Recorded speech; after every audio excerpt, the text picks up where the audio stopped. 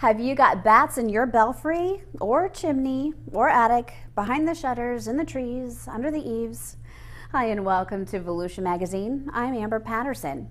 On today's show, we'll take a look at maternity season for bats and what you can be doing to ensure their safety and well-being while keeping your own sanity. And we hope you make plans to attend Turtle Day at the Marine Science Center in Ponce Inlet on April 11th. And then it's time to gear up for the 19th annual St. Johns River Cleanup, which will take place Saturday, April 18th. Later on in the show, reporter Kendra Lee takes a look at summer camp options for kids. And finally, Community Information Director Dave Byron is joined in the studio by Ocean Center Marketing Director Angela Cameron Daniels. Those segments, news, and more coming right up on Volusia Magazine. Stay tuned.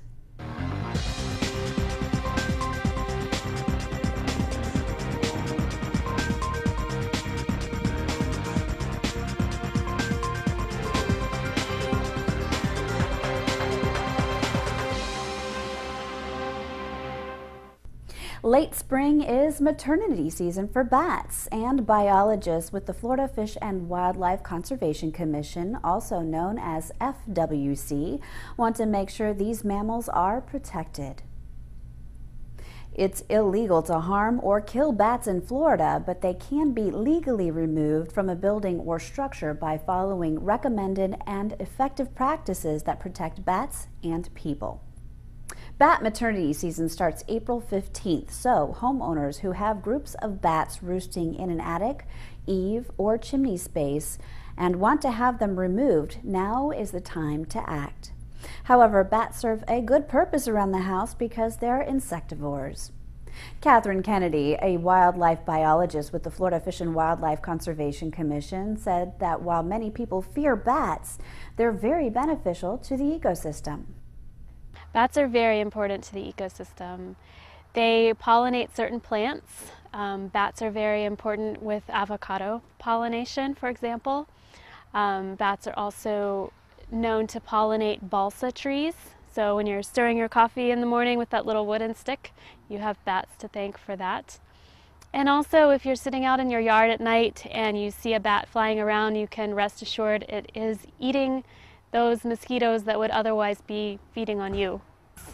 And they also provide extensive benefits to farmers. The USDA estimates that bats save farmers $3.6 billion a year in crop losses by consuming the insects that would otherwise have damaged those crops. Florida is home to 13 resident bat species, including threatened and rare species, such as the Florida bonneted bat. Many of those species do not roost in man-made structures. Kennedy said there are many ways residents can help bats thrive in Florida. People in Florida can do a lot to help bats survive. They can keep in mind that bats are very beneficial to the ecosystem.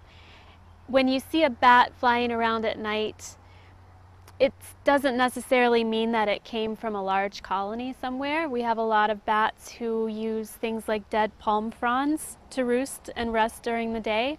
And so by leaving that vegetation at your home, instead of removing it during normal landscaping practices, you can provide habitat for bats that way. You can also put up bat houses. There are lots of resources available for construction of bat houses, or you can purchase them in different places and put those up. Exclusions of bat colonies must be complete by April 15th when bats begin giving birth to their young. Typically, if you have one bat in your attic, you probably have more than one. Bats are either solitary roosters, meaning you'll find one or two. Those are not typically found inside human structures. The ones that you're going to find in your house tend to be clustered as colonial roosters. And roosting basically means that they are resting through the day, so they're nocturnal animals. In order to remove them from your house, you need to put up what's called an exclusion. And an exclusion basically just prevents the bat from being able to re-enter the house. It allows them to leave but not come back in. For more information on Florida's bats, you can go to myfwc.com/wildlife, and you can click on the species profiles and look under mammals. Endangered sea turtles, birds, and other marine life will take center stage during Turtle Day at the Marine Science Center in Ponce Inlet. The popular annual event will take place from 10 a.m. to 3 p.m. on April 11th. Attendees can meet gloved trained birds of prey and get their hands wet in the 14,000-gallon Stingray Touch Pool, which covers cown-nosed rays and hermit crabs. Turtle Day is always a great day at the Marine Science Center. It is our largest event of the year, and each year we get about 2,500 visitors that come out to enjoy a free day at the Marine Science Center, a chance to see our exhibits, our aquariums, to see our Sea Turtle Rehabilitation Center, which is really the focus of Turtle Day, but also the chance to see our bird hospital and also have a chance to interact with our wonderful glove-trained birds of prey. So we'll have special demonstrations. We'll have a whole host of other folks that are exhibiting with us that day, because we'll have environmental organizations, a lot of different opportunities for people to learn more about both the sea turtle operations within Volusia County and other great environmental topics. Other activities will include face painting, crafts, and live music. And weather permitting, there may be a turtle release. Since opening in 2002, the Marine Science Center has cared for more than 16,000 sea turtles and more than 1,100 gopher tortoises, freshwater turtles, and snakes. The Mary Keller Seabird Rehabilitation Facility at the Marine Science Center has received more than 12,000 birds since it opened in 2004. For more information, you can call the Marine Science Center at 386-304-5545, or you can visit marinesciencecenter.com. Volunteers are needed for the 19th annual St. John's River Cleanup, which will take place from 8 a.m. to 11 a.m. Saturday, April 18th. St. John's River is one of the major interior wetlands and the longest river in Florida, and is very important for commercial and recreational use. Approximately 3.5 million people live within the different watersheds that feed into the St. John's River. Boaters, scouts, civic organizations, environmental groups, businesses, and individual volunteers are encouraged to join in the effort to remove trash and debris from the St. John's River. Each year, over 550 volunteers come out, and on average they collect approximately 4 tons of garbage each year. Participants should bring water and wear sunglasses, a hat, sunscreen, work gloves, and comfortable clothing. They may also bring rakes, shovels, trash grabbers, and canoes or boats. We like to show a small token of our appreciation. Each of the volunteers that come out is going to get a reusable shopping bag, a t-shirt, and also a reusable sport bottle for all the volunteers this year. The annual cleanup, coordinated by Volusia County's Environmental Management Division, draws attention to the river's environmental importance and helps to keep the waterway safe and clean for animals and people who enjoy swimming and water sports. Well, anytime you can reduce pollutants or litter from the environment, it's going to create a healthier habitat for the natural wildlife in that area. For more information and a registration form, you can visit volusia.org/cleanup, or you can call Dale Peterson at 386-736-5927, extension 12729. To find out more and about where the starting sites are, you can visit volusia.org/cleanup.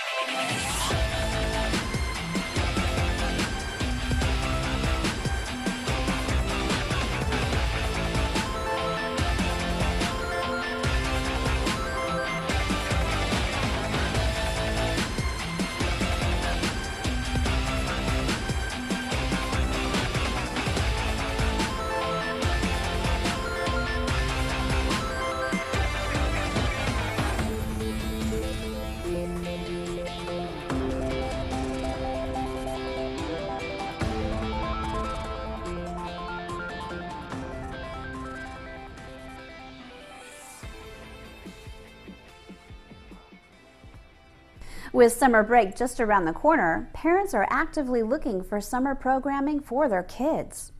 Volusia Here and Now reporter Kendra Lee will highlight some of the great summer camps available through Volusia County's Parks, Recreation, and Culture Division right here in Volusia County.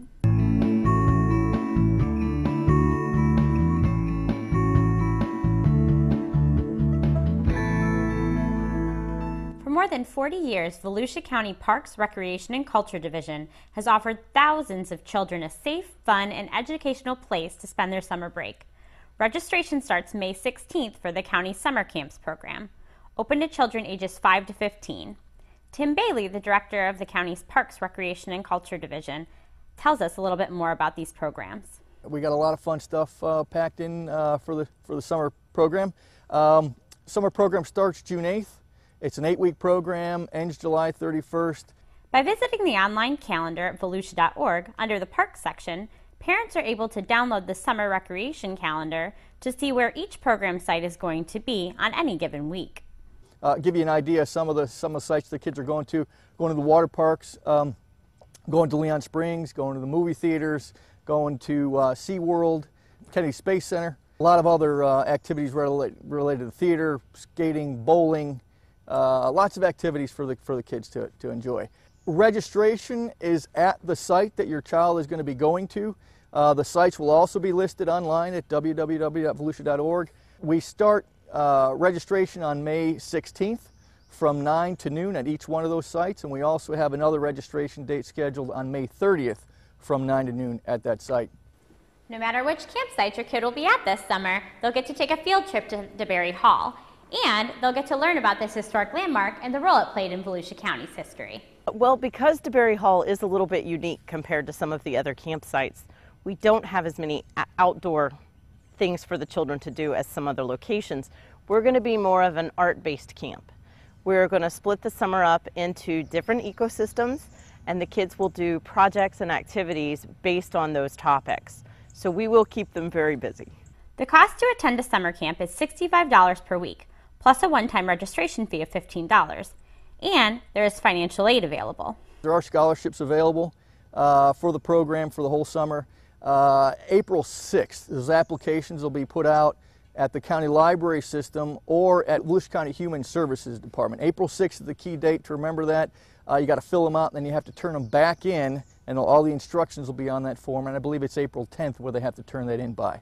Lots of stuff going on. I think it'll be a great time for the kids. No matter what your child is interested in, the Volusia County Summer Program has a site tailored to their interest. For more information about the program, sites, scholarships, and more, visit volusia.org and click on the Summer Camps banner.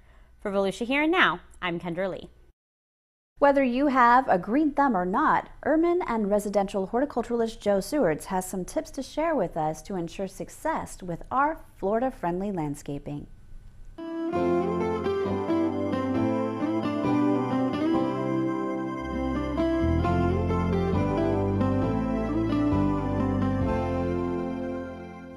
Hi, I'm Joe Sewards. Welcome to Horticulture Today.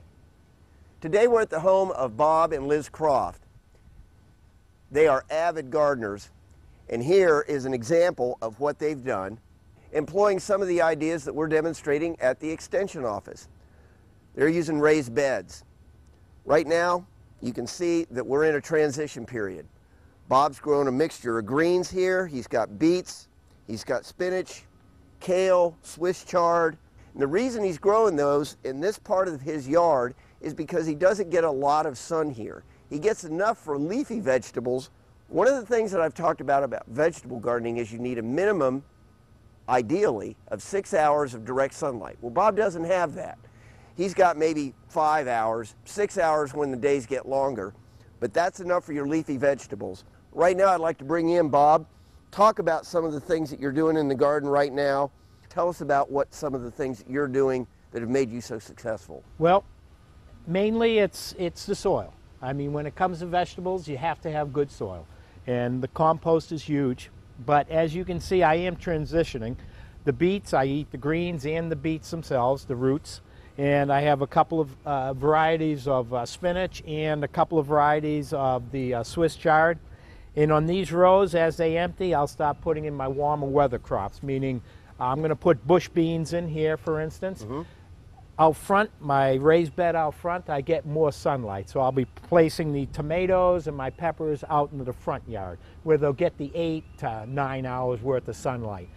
And probably around May, it'll wrap it up for the season, because then I'll give the ground a chance to rejuvenate, so to speak. And plus, it's too hot to garden in the summer. People, they should give it a rest in the summertime. That's it's just too hot. It's one of the hardest things for me to teach people, is that in the summertime, it's really difficult to grow vegetables in Florida. It's no fun. I started in October. I started my seedlings in September, and I'm planting for in the October. fall garden. Yeah. So even the warmer weather crops, the beans do real well in October. Yep. And then you got 6-7 months worth of growing. You can get, I've had 2 crops of cabbages, 2 crops of just about everything. It's wonderful. And people, I can't believe they don't do it more often. And you eat all of that by yourself? Oh, I give half of it away. Just in, what do you have? You got 3 beds here, and in the other part of the lawn, you got, how many beds? I got a couple of beds out front. So, not a whole lot of space. These are what, 4 by 12? These are 4 by 12, yeah. So 48 square feet in each bed. That's 150 square feet. You can't eat it all. I can't. Well, look at it. Part of the fun is giving some away too. You know, move it along, so neighborly. To speak. Absolutely, absolutely. Yeah. Oh, it's great. I love it. So there you have it. Yeah. Spring gardening in Florida.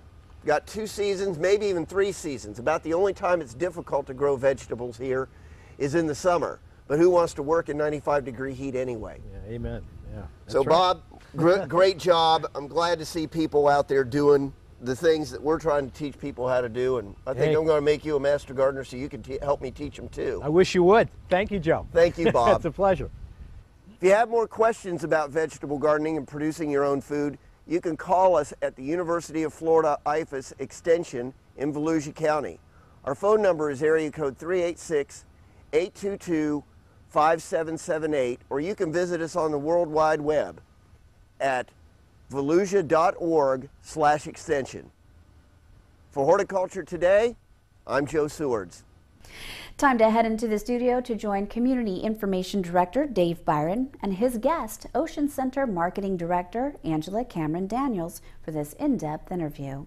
Well, thank you, Amber, and hi, everyone. You know, as the county's Ocean Center approaches the 3rd quarter of its fiscal year, bookings remain very strong for conventions, banquets, and other activities. Today, we'll get an update on our Ocean Center with our studio guest, Ocean Center Marketing Director Angela Daniels. Angela, how are you doing today? I'm doing fine, Dave. Hey, thanks for being with us. We haven't had you for a while. You have not. Thanks for inviting me. I always love coming over. Going in to really, it seems hard to believe, but the 3rd quarter for the county's fiscal year, which you know is at least halfway through the fiscal year so far. How you doing?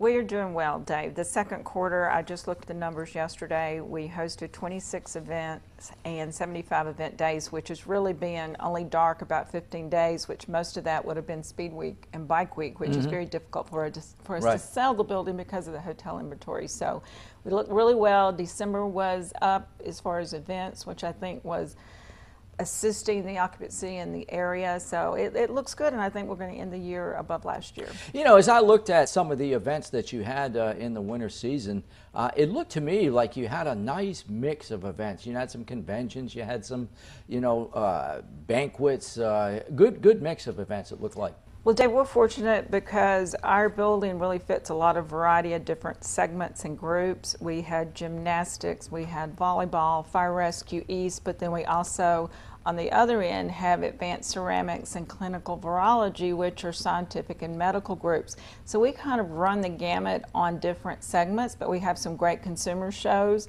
Also, from a catering standpoint, things such as the Stock Hall of Fame dinner, which Lisa Franks Kennedy was inducted this year, and we've got all the plaques on display at the Ocean Center. So we've got a good variety of catering events also. You know, Angela, you know, I'm pretty close to the Ocean Center and meet with you guys on a regular basis. And what I seem to be seeing is that there seems to be just a general growing interest in the Ocean Center from, you know, these companies that book conventions, trade shows, that sort of thing. It seems like the word is getting out that this is a good place to meet. I think it is, Dave. I think it's a combination of a lot of different elements. Obviously, the meeting industry is picking up, right. But I think our destination is from an accessibility, affordability. You know, they do get that personalized service that they might not get at a very large convention center, right. And we do have a strong repeat business.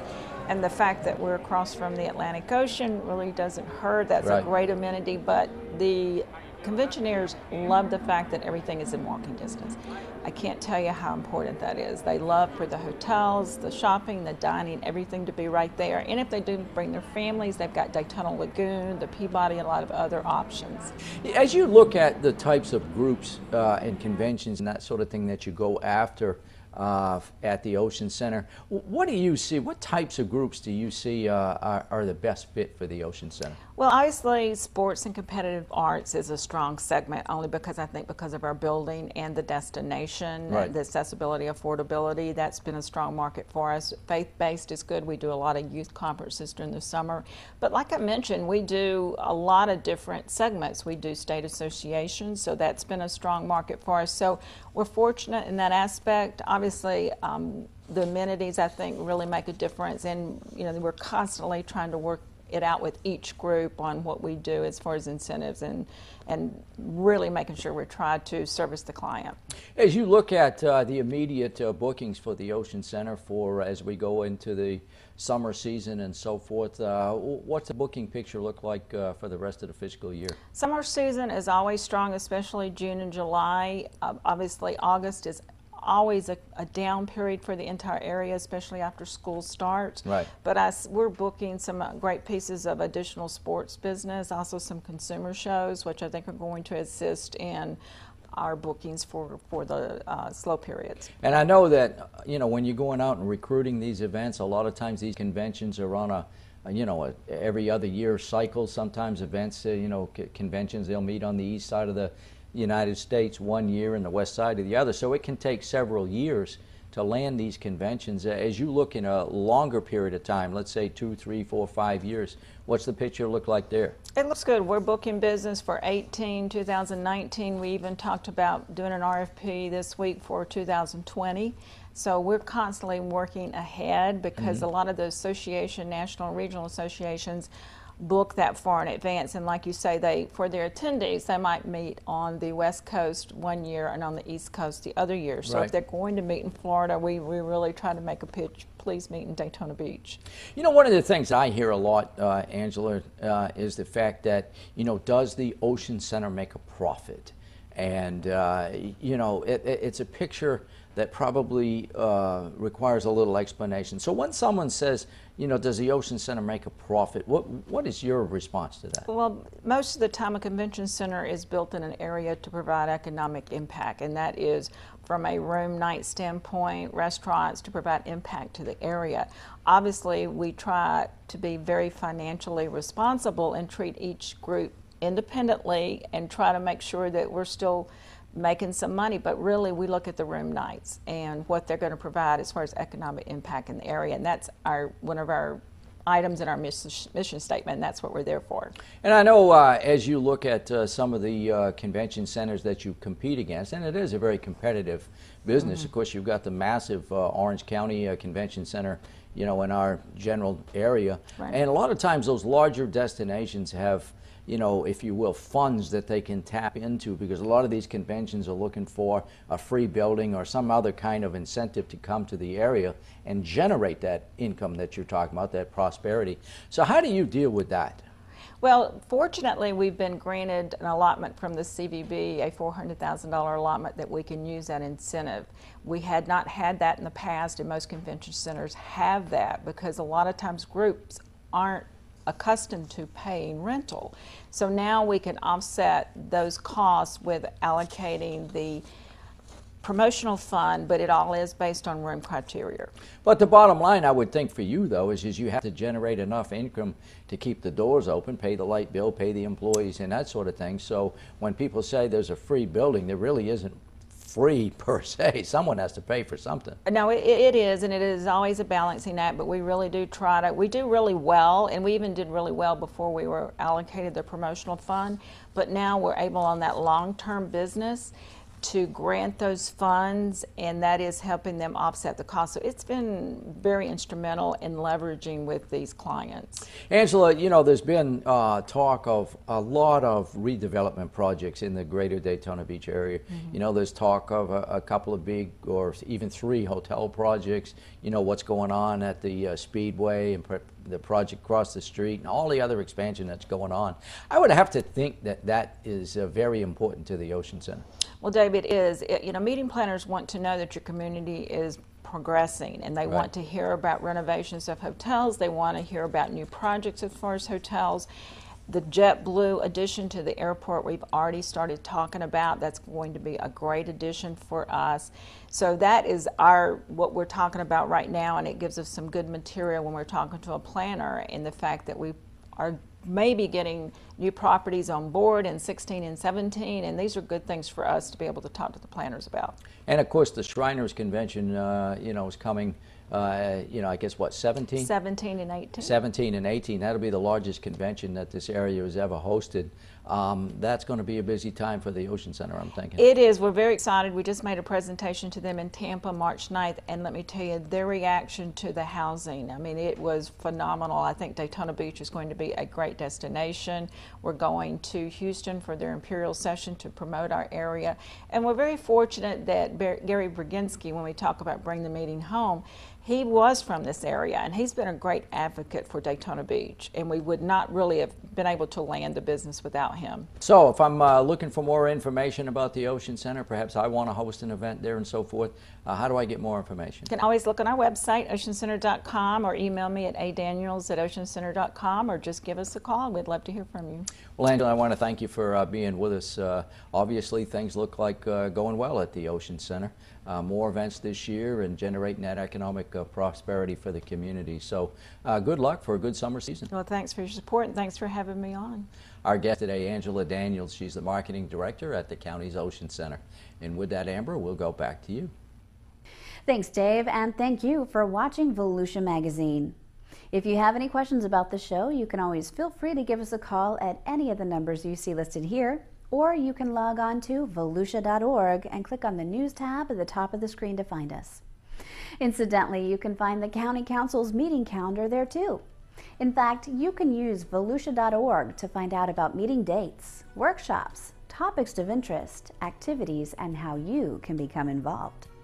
And we hope you won't forget to listen to Volusia Today. That's Volusia County Government's weekly public radio broadcast. Volusia Today airs every Tuesday, Wednesday, and Sunday mornings on the local radio stations you see on your screen.